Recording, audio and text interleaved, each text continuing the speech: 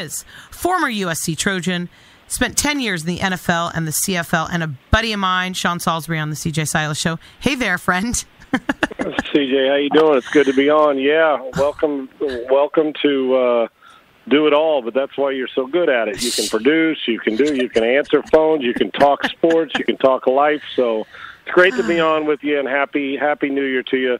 Hopefully it gets better than what we've seen across our country today. Very sad. Oh, my gosh. Happy New Year to you. And I did this earlier in the show because it was live and I wanted to be myself. And that's what happens when your name's on your show, right? You get to be and do what you want to do. And I knew I was going to have you on and we're going to talk football. But I've just been so sad today. And what I said earlier is it doesn't really matter what side you are on. It's about being human and coming from your heart. And you know that because you've been coming from your heart since the day I met you in 1984. Right. And my heart is hurting so bad today, and it doesn't even matter what my opinion is. Just my heart hurts that we're so divided. Hey, CJ, excuse me. I've never been one. We all have opinions and how we shape them and what we do in our business, and opinions are good, as long as they're also respectful of others' opinions as well. It's sad. It's sad for a lot of reasons. It's sad because I can never remember. While we may disagree with friends, I've got a lot of friends that are Republicans, a lot of friends that are Democrats, hardcore either way, but it was never different religions and different races. The reason why I say that is I just never could fathom why, even if my opinion is 180 degrees different than yours and I'm passionate about it, why the hatred has to ensue. I've never understood it. Like I said, it doesn't matter who you voted for. And this is when you see the images on TV, I don't care whose side you're on. No matter whose side you're on, you can't like what you see. If you are, then maybe you need to check your heart. Maybe you need to check your compassion. Maybe you just need to check your pulse and make sure you're real and alive. And because it's a bad visual. It's not good, and I don't know how we got to this point. I really don't. I'm not smart enough to figure that out. I am smart enough to know that I don't care what walk of life you come from or who you voted for, and I don't care how hard you voted for them and how hard you pub it. What I do care about is human beings and how I've always felt about them, and I don't hate anybody enough to do some of the things that I've seen. I just don't. So I love I love my friends and the people, and I love our country a lot. That sounds cheesy, but I can't change that. Regardless, there are a time and a place when politics and religion and all that, you gotta stop the line in the sand, and we got to cross over and kind of grasp and grab an arm and say, "Come on, man, we got to be better," and we all got to be better for a lot of different reasons. It's an ugly sight, and I know we're better than this. But the hatred isn't going to win it, man. Regardless of who voted, let's hand out our congratulations to whoever you're supposed to congratulate for winning and or losing, and let's move on and try to make it better. We need to. Especially right now, we're in the middle of this worldwide, painful, scary, horrific pandemic. Old people are dying alone. Our relatives who haven't been hugged in 10 months are sitting at home, isolating themselves so we can all save our country. The last thing we need is this. Yeah, when did it become so hard for us to have common sense and respect? Oh, God. And when did it become so hard to where being evil or angry? And listen, we've all made stupid mistakes and said stupid stuff or been passionate about something. Said, "Man, I wish I wasn't so angry in that conversation." We've all done that. But the ability to forgive and have compassion about it, I just don't understand when common sense, respect went out the window. I don't know where it went. Somehow, some way. You know how we always talk about, man, we wish we could, like, common sense. I wish we could buy common sense, because our country right now, if we had a vaccine for common sense, honest to God, I'm not being so smart-ass about that. I'm being serious. If we had a vaccine for common sense, our country needs it more than ever, because if we had common sense, that would filter down into, you know what? We all know the difference between right and wrong. We do.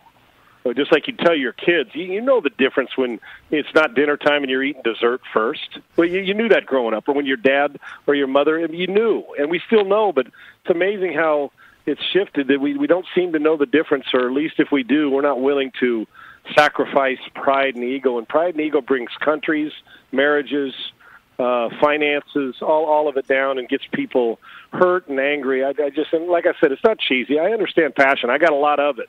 But my passion comes from if we could buy some common sense from some people, for some people and for our country. We need common sense as much as we need anything. And I wish somebody a lot smarter than me could come up with a common sense vaccine to give it to our country, because we'd be a lot better off. Yeah, it is. This is a very, very rough day in the United States. And funny because, and not really funny, really I think I mean peculiar, is that we do our shows, and I'm curious how your show went this morning. It was earlier in the day, so less of this had happened. But I'm driving into the studio today, and I'm like, oh my gosh, I don't have any production staff. Oh my gosh, how am I going to handle this? How am I going to do this? It's so easy. It's such a small problem. And I'm thinking, oh my gosh, how am I going to go on the radio and just talk about the NFL playoffs with Sean? How am I going to go on the radio and talk about the Cleveland Browns not having half their team and waiting 18 years for how am I going to go on and talk about that when really it doesn't mean anything right now? And I'm curious what your show was like this morning. I can tell you why it still does mean something, CJ, and why. And when we get into it for the short time or whatever, whenever we get into it, if we don't, that's okay too. Is, people want compelling information, compelling radio. And like always, during COVID, during politics, during social unrest, whatever it is that our country has faced in the last, the last 16 to 18 months, whatever it's been, or for however long it's been, it seems like it's lasted a long time with this 2020. But whatever the reason is, I find in talking to people that, listen, you got to, I think when you go on and are just honest. On my show this morning, we didn't bring up politics one time. We didn't bring up the Georgia vote, and I'm willing to talk about everything. I'm not willing to lose friends. I'm not afraid of any topic, but I'm not willing to lose friends over their opinion differing than mine. Like, I'm just not. My friends matter much to me. I don't care who they vote. Like I said earlier, I don't. But on my show, I try to get into the listener driving down the street. It's like when we listen to our own voice after we left a voicemail. It's like, I don't like the sound of my own voice. We've all done that, right? Yep, or we take a picture or a selfie, and you're like, oh, gosh. We find all the things to be critical about. And so I try to put myself in. If you were driving to work this morning, and in Houston it was different because they've been begging for a new GM, and who was it going to be? And it just happened to be Nick Caserio from late last night. So that my 4-hour AM drive, from 6 to 10 this morning in Central Time Zone, 98% of it was Nick Caserio. And I think that's why we have news stations. And sometimes people want callers, I give them the platform to give their opinion. But today, and a lot of this happened post my show, so how I would have handled it, maybe like we're handling it now, take a segment. Like, I want people to be emotional and empty how they feel.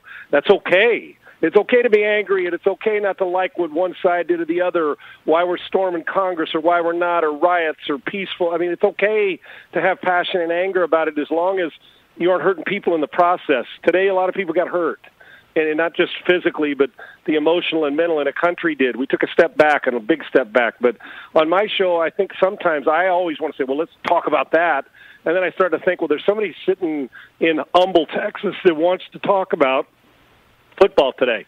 Just like, I learned a long time ago when I went to over to see our military during a war, and we did SportsCenter over there when I was doing television at ESPN. And it was one of the great thrills of my life and one of the great moving experiences of my life to sit there and put live SportsCenter on for our soldiers during a war in Kuwait, and thinking, man, this is. And I asked them, I said, do you like watching sports during this time? And they said, not only do we like it, we have to have it. We need it. They need the outlet. And I think today, as horrible as it is, you don't have the obligation to go on and just talk about what's going on. There's enough people that are every station you turn on that need the news. So sometimes, even if it's for 5 minutes or one segment, my thought process is the person driving down who just got in an argument with their wife or husband, who is struggling financially because of this 2020, who now turns on the radio and news like, oh my gosh, this is a sports station. Please just not today. I'm inundated by it. My thought was, you know what?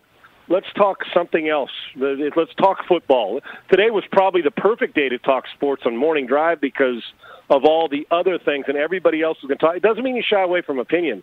But my callers today and my show, Not one time did they want to bring up what were the results in Georgia were. I'm sure on FM talk shows they did. That's what drives them.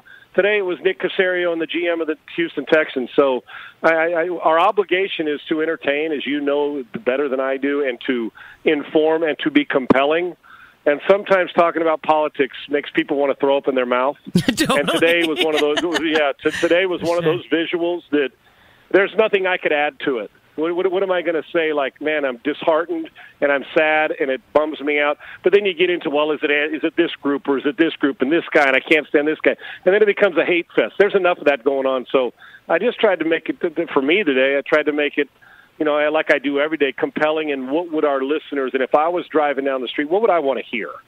And like I said, I turn on the news. I mean, everything's negative. Try to add a little smile and compassion. I've been through both sides of it, and I always believe that the sugar now, I've changed. I mean, sugar is far better than vinegar, and I'll take the honey instead. And you try to add that in a time when it's hard to find in 2020 and early 2021. He's Sean Salisbury. He's from Long Beach. He went to USC. I met him my freshman year at USC in 1984. We met. I think you were a junior at the time. And I would never have looked across the track and said, that guy is going to go to Kuwait to talk to the troops. He's going to be on TV on Comedy Central.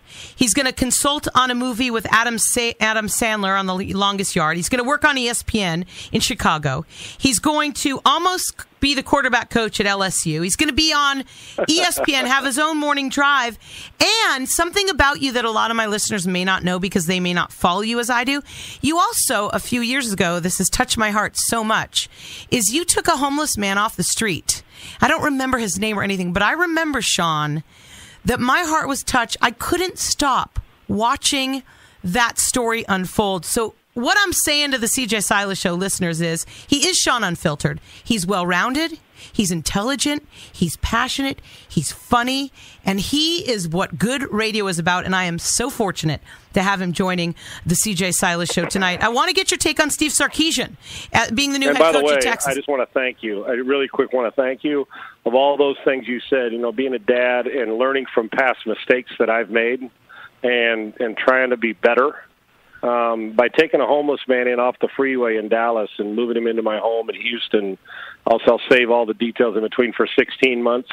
Everybody says you changed his life, and maybe I did, but the truth of the matter is I thought I was compassionate and knew compassion until I brought him in, and I had picked him up on the freeway on I-45, literally an hour outside of Dallas, and 16 months later, he's drug-free, getting back with his family. He lived with me every day for 16 months, and was healthy, happy, honorable, a friend. His name's Russell Bursett, and he did just as much a change in my life as I did his. And I don't know why I turned back around and went and got him that day, but it's one of the best things I've ever done. But him, part of my life, was a life-changing experience. So thank you for that. So to Steve Sarkisian we go. Enough about me. Let's get to the guys that matter. Okay, let's do it. What are people in Texas saying about that move? It's mixed. It is. I've known Sark a long time. I like it, actually. And listen, I thought Tom Herman was going to have, they won, but when you don't beat, it's like at SC. If you don't beat UCLA and Notre Dame and don't go to the Rose Bowl, you get fired. Usually, that's just the way it works. You can't win 9 games at Texas, at Southern Cal, at Alabama, at Clemson now. If you do that 3 years in a row and lose to your rival, you don't keep the job. And when you don't beat Oklahoma and Texas, which is football crazed, you don't keep your job long. Tom Herman's a good football coach. But Texas has gone through, and it's not so much that he can recruit. He's been able to recruit. Charlie Strong was able to recruit. The key is you got to recruit them, then you got to develop them, and then you got to just win big games. However it is, you do that. There's a lot of guys that know X's and O's, and you got to lead men. Head coaches, I'll find the X's and O's guys. I need guys that can lead men after you recruit them, develop them, and then lead them. And, Sark's been down the hard road. He had a couple great, Washington and Southern Cal has been a coordinator and a head coach, has had some great jobs. And then he hit his rock bottom. Whatever your rock bottom is in our life, he hit his. And it looks to me like he's healthy, happy. Nick Saban gave him an opportunity. He looks refreshed. And you know what? As much as I hate to see guys lose their jobs, Texas it was a refresher, and meaning they needed a reset. Just like the Houston Texans, just like a lot of teams and schools do. And I think I know it's mixed. There's some say, well, look what happened at Washington or at Southern Cal, or he's at Alabama. Of course they're going to win. Well, he understands how to win now. And Nick Saban, I think you can take a lot from learning from Nick Saban and learning from rock bottom. I always think lessons are far easier to learn. Although they're tough at the time, they're miserable. I learned far more in failure than I've ever done in success. I have far more. And trust me, I failed far more than I've succeeded, so I get it. So he's going to go through it. And Texas is a top 10 job, top 5. I've talked to a handful of offensive coordinators before this. I said, give me the number one job in the country. And to a man, Texas was mentioned first. This was about 5 years ago now. They may not say it now, but it's still, they've got money, alumni, Austin, Texas. People love their football. But you can't win 9 games, lose to Oklahoma. So Sark's got his work cut out for him, but they're high expectations, and I think he's learned. I think this third time around as a head coach is going to serve him well, but he's got to win. There's great pressure. There's not many jobs that are better, and you have to have them in contention to play in the Final Four of the playoff every year, or this job will last 3 or 4 years and you'll be gone. So it's mixed because not enough people know about him personally because he's not a Texas guy, but I think he can recruit. I know he can call plays. He's been phenomenal. The key is, can he lead men, and has he learned lessons from his past experiences? Another story in college football that I know you're passionate about, and you have a lot to say. USC landed a Californian, the top recruit for the first time since Matt Barkley over 10 years ago in defensive end Corey Foreman. What do you feel about USC and what that says for the Clay Helton era? And another situation where there's alum and players that are like, well, where are we? Are we getting better? Are we standing still? Listen, Clay Helton is a good football coach, and he may not be the sexy name like they wanted, like Urban Meyer, or Pete Carroll. He's a good football coach. Some think it may be too big for him. Well, they're playing good. It's just the up and down, I think, that bothers people. And if they can recruit, and he's a hell of a good man. And I don't, like I said, I like to see people succeed. I root for people's success, even people I'm in competition with. And you try to learn to do that because karma's a mother. But CJ, and I usually don't sit on the fence. I don't know what to think right now. I've seen it go up and down. There's times when I think, okay, these guys respond to him, and I love the way he stays the course. And then there's times I think, well, the stage is too big. And then there's times I think, well, why aren't we better? But the key, number one, is this. When Pete got there, Pete Carroll, when John Robinson was there, they kept the best players from California and around L.A. there. Just like UCLA basketball, John Wooden back in the UCLA basketball, if you went to Crenshaw High or you went to Modern, you weren't leaving to go play at Duke or Kentucky or North Carolina. You were playing at in Westwood, and that's it. You were playing at Pauley Pavilion. At SC, you were going to the Coliseum. You weren't leaving if you were in that 50 square miles. That was it. The fifth best running back in the country, you get 4 of them on the same roster. Well, Alabama's getting that now. SC's got to get back to that. If you can dominate your state in recruiting, and Oregon and others aren't taking them away, you win. And then you got to develop. So I think we want more big game Clay. And I'll tell you one thing that every guy I talk to is bothered by, and I go on Pac-12 radio as a guest every week, is the lack of physicality at the line of scrimmage. You know, this new kid, this Foreman kid will hopefully help, but you got to be able, regardless, you got to dominate, even in this new age of throwing all the time. You better control the line of scrimmage. If you don't, at any level, no matter how pretty throwing the football looks, you don't control the line of scrimmage, Tom Brady ends up on his rear end, they lose. You don't control the line of scrimmage, Keaton Slovis is a 60%er instead of 70%er. You don't control the line of scrimmage, and Derrick Henry will run through you for 250 yards. So it doesn't matter what level. You better be physical, and you better be able to choke it out of some people at the line of scrimmage. If not, all the finesse stuff is pretty. Finesse teams don't win championships, especially even with all the throwing in college. Look at the 2 teams that are in the final. Ohio State and Alabama, great quarterbacks, great perimeter people, but I can tell you this, they mash your butt into the ground at the line of scrimmage. And the team that does that and doesn't turn it over is going to win the national championship, and that's why. And it's no different at SC. When we get back to being physical, we'll win, and when we get back to recruiting the guys within 50 square miles, they stay home, we'll win there too. We can't keep losing them to places outside of that city. I totally agree, and I'm really looking forward to that. He's spent 10 years in the NFL, the CFL. He's been on ESPN for years. He's now Morning Drive on Sports Talk 790 in Houston, Texas. You can find him at Sean Unfiltered on social media. And he's an old buddy of mine. He's a USC brother, Sean Salisbury, joining the CJ Silas Show. Top head coaching job in the NFL right now. Oh, I'm going to tell you, I'm in a city that now the Nick Caserio from New England. His resume is really good, even though people here because of the Bill O'Brien and Jack East to be like, well, are we getting the right guy? And I talked to Ian Rappaport today. I think we are because his resume and Bill's a good teacher, Bill Belichick. When it comes to front office, coaches have struggled at times away from Belichick. I think that's a good hire. I think Houston and the LA Chargers, Houston for one main reason. You got a top 3 quarterback in the league. Deshaun Watson's a different cat, CJ. I'm just telling you. I'm critical of the position. I got to find things to critique him about and criticize about because there's so many good things. I even talk to, I talk to people all the time. I say, well, let me find something wrong with the guy because they'll think he's family. He's not, you know what I'm saying? I'm not on his payroll, but he's so good that he on this team, nobody did more with less in the league this year than him. Nobody at that position. So he makes it attractive. The simple fact that when you start with the quarterback, I got a chance to be great. So that's a very attractive job. All of them got something. They do. If Chicago loses and they fire Matt Nagy, they got something. Atlanta, they got something. Everybody's got something to offer. But if you're just talking overall, the LA Chargers, the new facility, people are craving that team to win. They've got a superstar and a stud on the rise at quarterback. Their roster's the best available roster of the 6 jobs that are available. So when you look at their roster and you look at where they are and look at who the quarterback is, in my mind, it's because of Watson and then the overall roster in LA. The problem in Houston is no first-round draft pick, not a lot of cap money, and your roster underachieved this year and you're 4-12. But there's no place to go but up. Then you got Watson. In LA, they got a lot of things to like, and Herbert kind of brought them to the top. So it depends on where you like. You want Texas, you want L.A. But to me, that's where it starts. It's one of those two. You're going to win quicker at quarterback with Watson, but Herbert's showing right off the bat that he's a better pro than he was college, and he was a really good college player. I'd probably say overall talent, that's one with Houston, too, because of Watson. We didn't even get to the NFL playoffs coming up this weekend, but I've kept you much longer than I promised you I would. So I do want to ask you what your one sports wish is for 2021.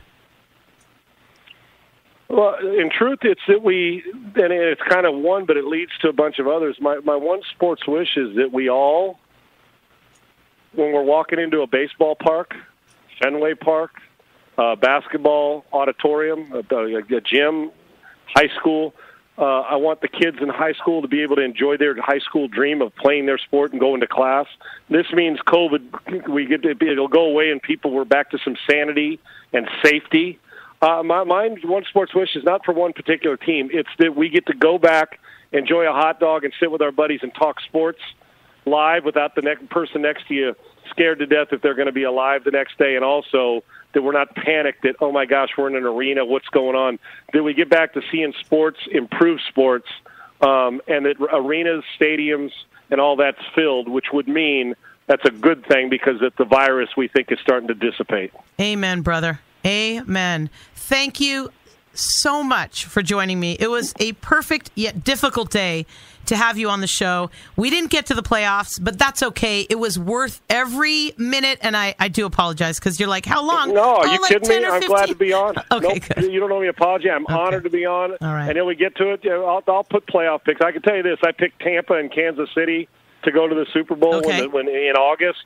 And I'm not going to back off that. Even though their Tampa may not be the best team in the NFC now, I know how good Brady is in the postseason. I'm going to stick with those two picks right now, so we'll see what happens. But I think this weekend's going to be fun football with all the wild card games. So there you have it. Those are my picks. I appreciate it. I appreciate everything about you and all the years of you coming on my show. Every network that I've been, every place that I've had a show, you have been such a loyal colleague of mine, and I appreciate you. Thank you. And CJ, you're a great friend, great fellow Trojan, and you've always been honorable, loyal friends. So keep up the great work. You're awesome at your job, and I'm always honored to join you. We'll do it again. All right. Happy New Year. Take care, buddy. Be safe. Thanks. You too.